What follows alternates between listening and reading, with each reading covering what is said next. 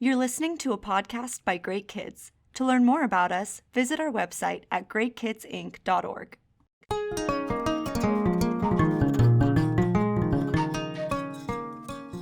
This is Different Eyes, the view from the heart of another, a Great Kids podcast about overcoming bias in others and in ourselves.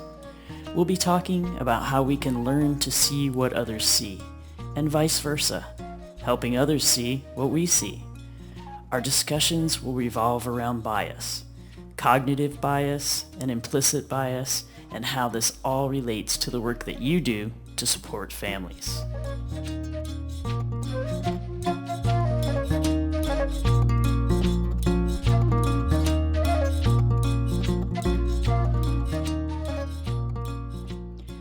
Looking back over the past year has proven interesting in so many ways. One day, our reflections evolved into a discussion of cognitive bias and all the ways that this affects decision-making, ours and everyone else's, without us even realizing it. The conversation got interesting enough that it sparked the idea for this podcast. We hope that by beginning to look through the eyes of others and also helping them to see what we see, we might all start to see things that maybe without each other's help, we never would have noticed. Okay, hi everybody. Welcome to episode number 11, the penultimate episode of our podcast series on cognitive bias. Joining me here today, I've got Shauna Donaldson, the Great Kids CEO, Ms. Stella Navarro, the Director of Training and Technical Assistance for Great Kids, and Jennifer Hayes, the Great Kids Product Manager. Welcome, everybody. Thanks, Dana. Hard to believe we're in the countdown to the final episode. Who would have ever thought in January it would go this quickly? Yeah, time has just flown by, for sure. I am so looking forward to this topic. It's a great conversation, for sure. Thank you for having me again. Yeah, I echo that as well. I'm so excited to be invited back for a third time in a row. And I've just been having so much fun. Thanks. Yeah, great. Thanks everybody for being here. We're continuing our discussion of the errors in thinking that happen because of the fact that we have to process so much information so quickly. We all share these cognitive biases, and sometimes they can lead to problems in our relationships. So today, specifically, we'll be talking about the bystander effect. So this is when the presence of others discourages us from intervening in a situation. So that could be an emergency situation.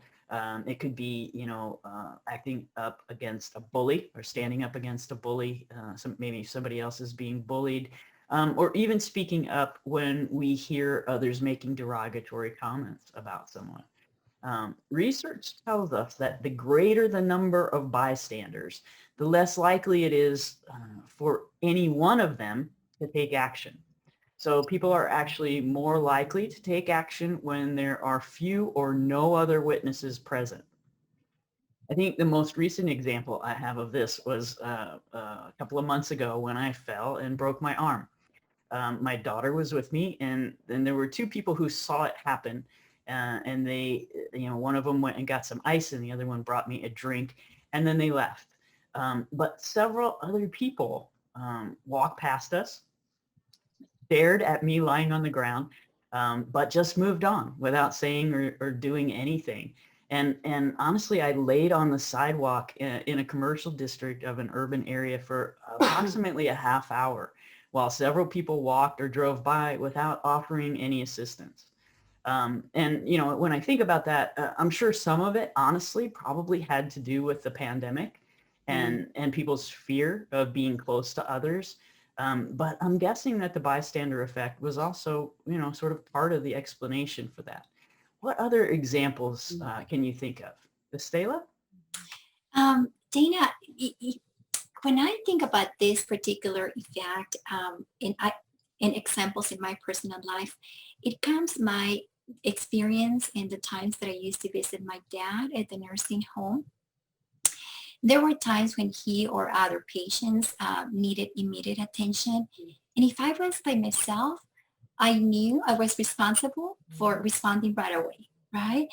But when I was with my siblings or other family members visiting him, um, I got the sense that that was a shared responsibility. So, well, we all, wanted to respond right away. There was still kind of this delay of, who's doing what here.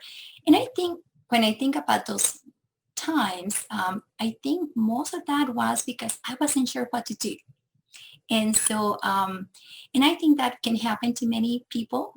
It's just kind of a natural, normal kind of situation where you have this group of people and are kind of waiting for others to respond before responding ourselves. So it's kind of an interesting situation that I think we find ourselves more often than what we realize. I think you bring up a good point. Our fear or our lack of confidence in our ability to act sometimes can get in the way too. So, Shauna, how about you? Your examples? Yeah. This example did not happen to me, but as when I saw this topic, it came to mind.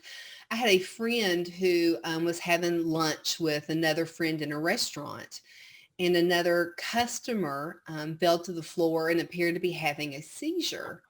And my friend described like this moment, right, where they're looking and thinking, what do I do? And she and her friend jumped up to start to help this customer that was in the floor.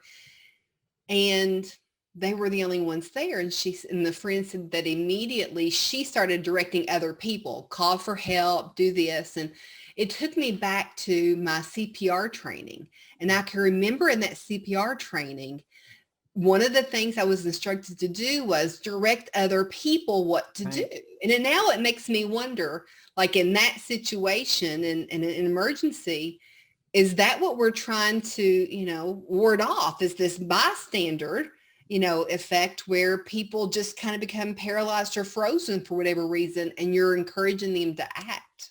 Yeah, no, I think that makes a lot of sense. I remember that from my CPR training as well. It's like call for 911. Right. You go get help. There were several directives there, and that makes a lot of sense. Jennifer, do you have an example of this one? Yeah, I was thinking about a recent example of my own. And the example is I can think of, it involved my son's ballet company. See, we often have a lot of traveling ballet dancers that come into town and they need a place to stay while they're maybe teaching our kids a class or doing a performance. And the ballet director sent out an email to all the parents asking, if anyone could house these ballet dancers. It was during the Nutcracker performance. And I remember reading the email and thinking, well, we have two sons that aren't living at home anymore. We have those bedrooms, but I kind of quickly shrugged it off because I assumed and thought other people would pitch in or volunteer. And I really didn't think twice about it. But more recently, the ballet director personally called me to ask if I would house a couple of ballet dancers for another performance. And immediately I said, yes, of course, I would do that.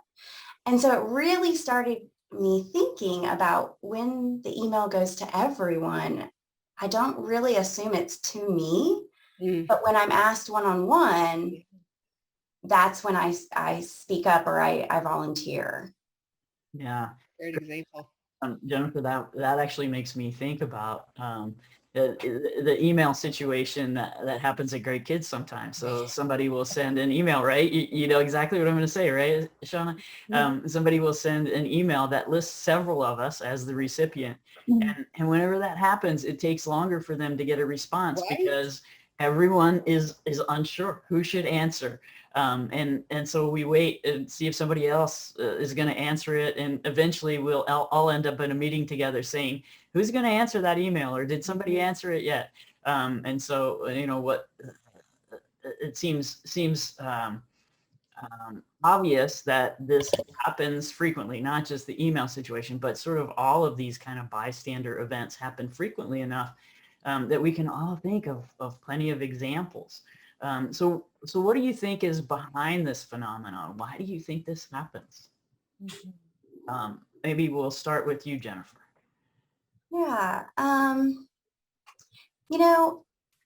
You guys mentioned a few situations that were maybe a little bit more serious than my email situation, right? And we might have this bias wired into our brains to maybe keep us safe a little bit, or to,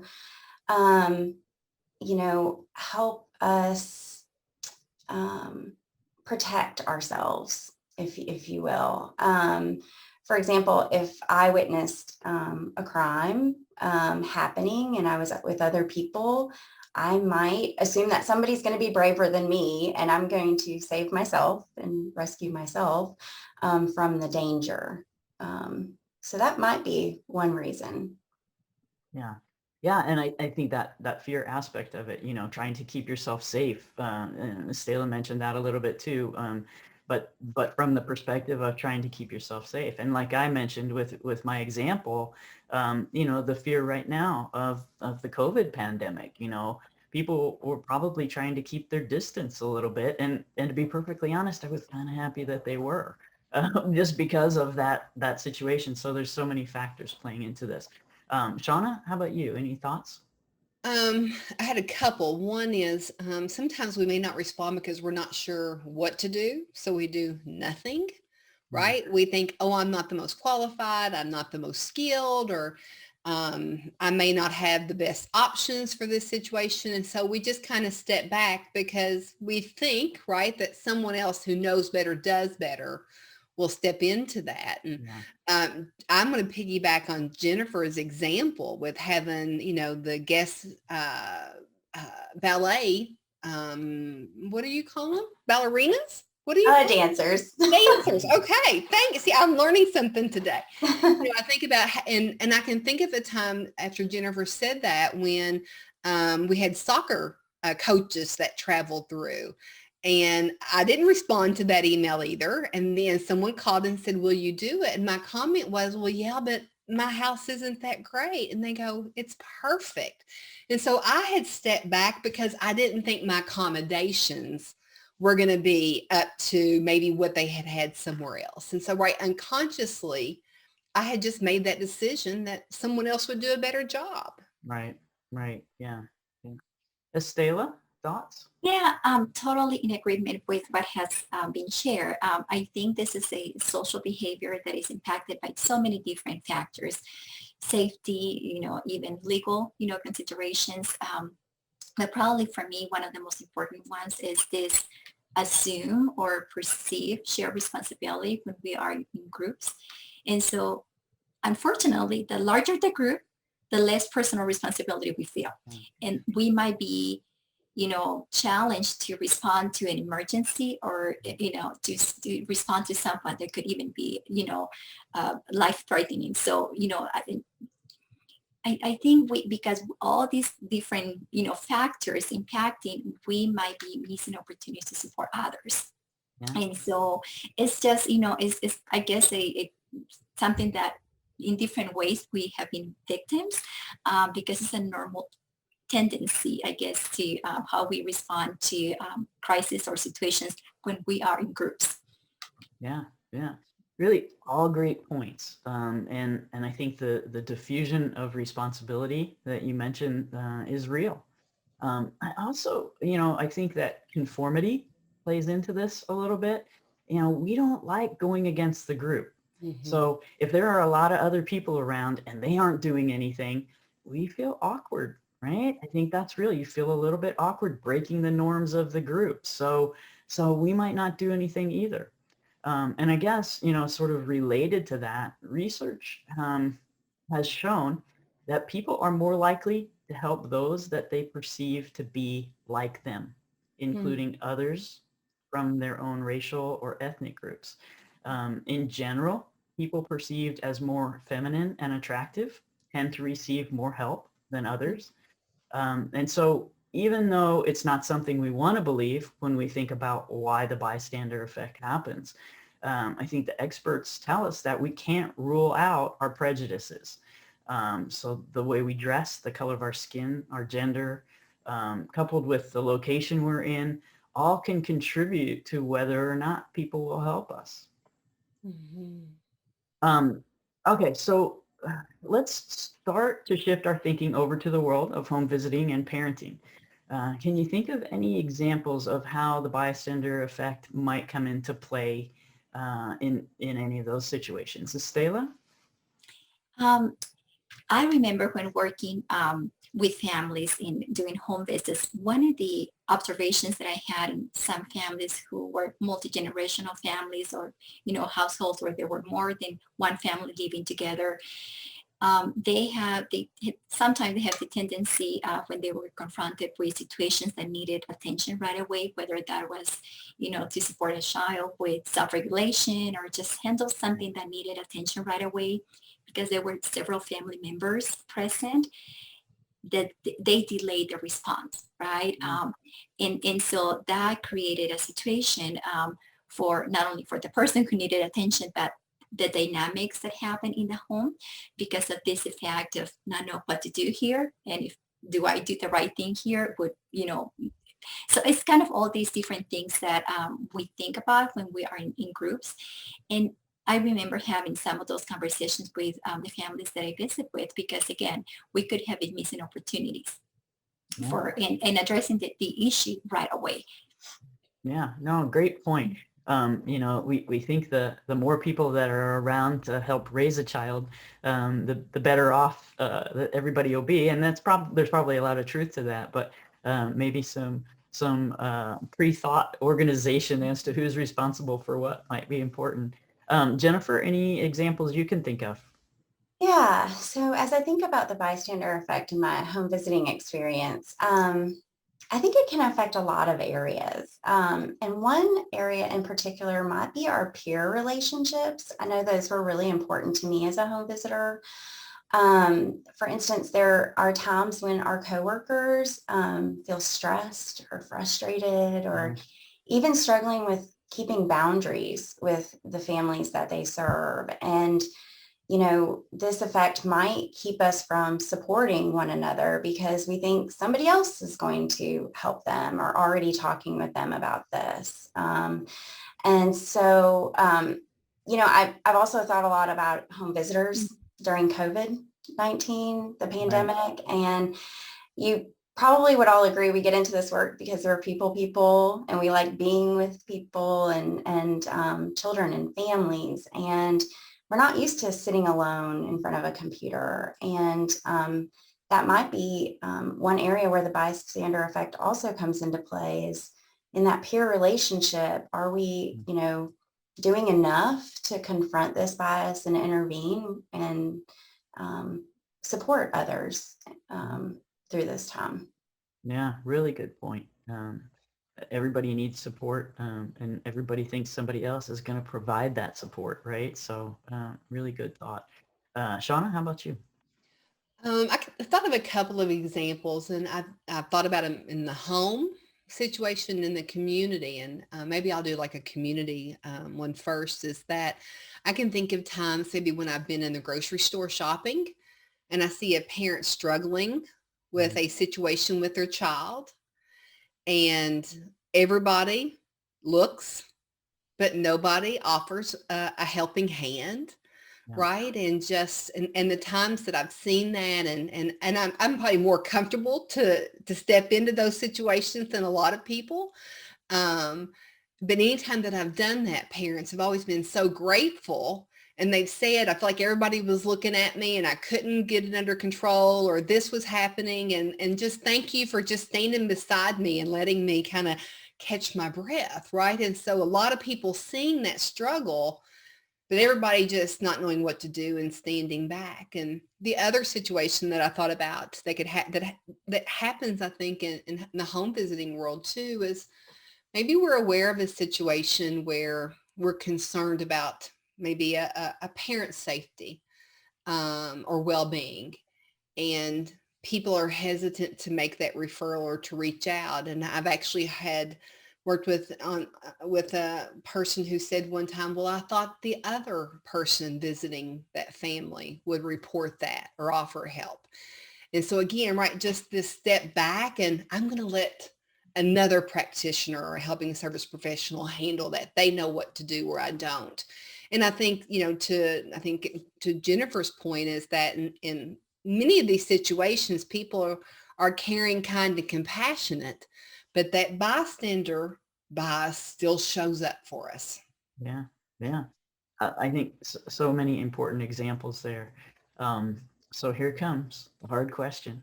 What can we do about this one? How might we begin to overcome the bystander effect? Any thoughts? Stella, how about you? Oh, that's a great question, Dana, for sure. I think one way to start kind of breaking that cycle is to create awareness of how this bias impact others, how it impact us, and just having conversations in our own, small circles with our family, with our friends, because I think it's very common if we do not realize that. And so just the awareness of that this bias is real and how we can, manage when the situation gets presented. I think that's a good starting point. Yeah, great thought. Jennifer? So I think we need to become active bystanders rather than passive bystanders. We have the power to overcome this bias and motivate others to take action too. When a situation occurs, we need to put our blinders on and not worry about what other people are doing or how they're responding, and not let that affect our ability to act. I read an article about this bias where the writer said something powerful that struck me. They wrote that bystanders don't see helping as a choice, but rescuers see tragedy and feel there is no choice but to help. Mm. So our challenge really is to see ourselves as rescuers, and being able to overcome this passive bystanding, if you will. Yeah, really good thought. Shauna, how about you? My brain goes to two different places, two different experiences. And it starts with, I think, being in a place of empathy, thinking about what someone else is experiencing and or what they need, and what would we want someone to do for us, trying to, tap into that empathic place in ourselves. And my son has had a heart for homeless people his entire life. And he struggles when people walk past or drive past as though they don't see them. He can't reconcile that in his soul, to go, Mommy, how can you not see somebody that looks like they're hurting or they're struggling or maybe they're hungry, and why can't you help?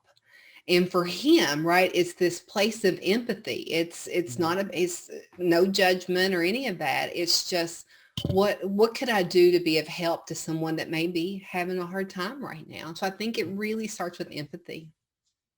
Yeah, I think so many good thoughts there, and really important to remember all of these. The other thing that I read about, kind of tied to the strategy that we've talked about before, making a policy for your future self. I feel like my future self has so many policies now that I'm gonna have to remember. I might have to make a note on my phone. Or Now, what is my policy for this? Yeah, how do I handle this situation? But I mean, having said that, just talking about them starts to become a part of the repertoire then. But the writers sort of talked about this idea that when you're in a group situation, ask yourself, are other people in the group aware of me?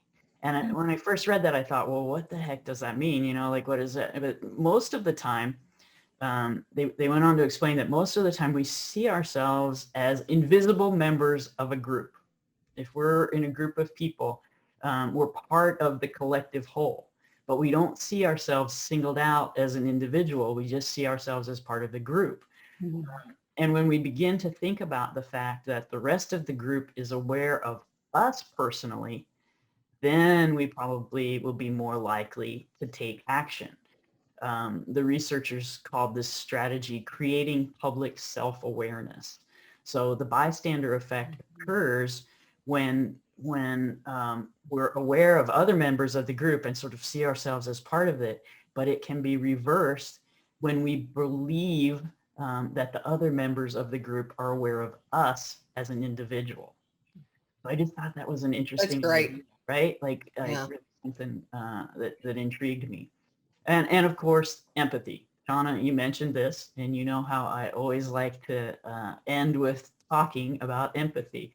So I think that's probably a good place for us to start to wrap things up. Any closing thoughts from any of you before we sign off? I just appreciate this conversation, Dana, so much because it just helps me check in with myself, and that awareness of that I might be the person and I need to be the person, right? Yeah. Thank you so much for allowing me the opportunity to talk about this subject with you all today. I mean, I don't think aware of how many times the bystander effect comes up. And it's been really beneficial for me to self-reflect on that and to explore that. So thank you so much. Yeah. I love this conversation. I knew this was going to be a great topic. My biggest takeaway is become active standers coming from a place of empathy, caring, and compassion from others. What a beautiful thought, right? Yeah. Thank I you think, for the invitation. and I think you summed it up really well there. So thank you all for joining in on this important topic. The next episode will be the final episode in this series. We'll come together again in a couple of weeks to close things out on our discussion about cognitive bias. Hopefully, all of you out there will come back and listen in. Be sure that you check out the resources page on our website, greatkidsinc.org, if you want to catch up on any of the previous episodes. Bye, everybody.